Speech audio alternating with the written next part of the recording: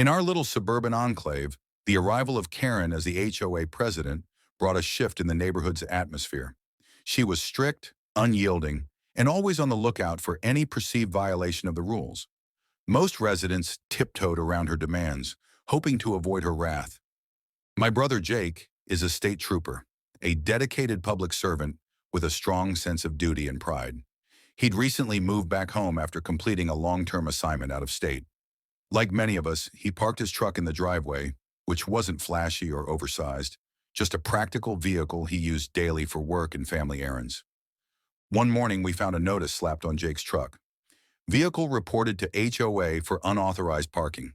Please comply with parking rules or face fines. The notice was signed by Karen.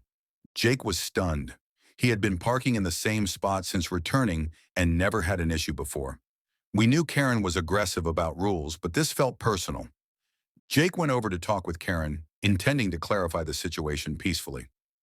Karen stood her ground, insisting that his truck violated the neighborhood's parking regulations because it was too large for residential driveways.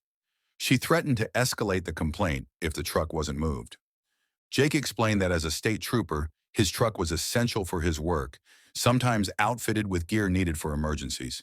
He assured her that it was parked safely and did not obstruct traffic or neighbors.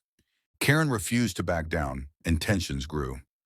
Seeing the situation escalate, I suggested Jake arrange a meeting with the HOA board to explain his position directly. At the meeting, Jake wore his state trooper uniform and calmly presented his case. He shared how his job required immediate access to his vehicle and that the truck met all safety and parking requirements. He also emphasized his commitment to community safety and law enforcement. The HOA board listened and asked Karen for her perspective. The contrast was clear. Karen was enforcing rules without flexibility or understanding, while Jake represented service and community trust. To everyone's surprise, one board member recognized Jake's name from recent local news. He had been commended for rescuing motorists during a severe storm.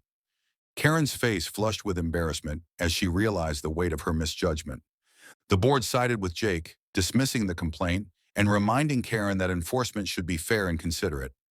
From that day on, Karen's aggressive rule enforcement softened somewhat, though her controlling nature didn't entirely disappear. Jake's professionalism and dedication won over many neighbors, and his truck remained parked proudly in the driveway. More importantly, the incident became a reminder that sometimes the strictest critics are unaware of the real stories behind people's lives. It taught us all that respect and open communication can resolve conflicts better than confrontation.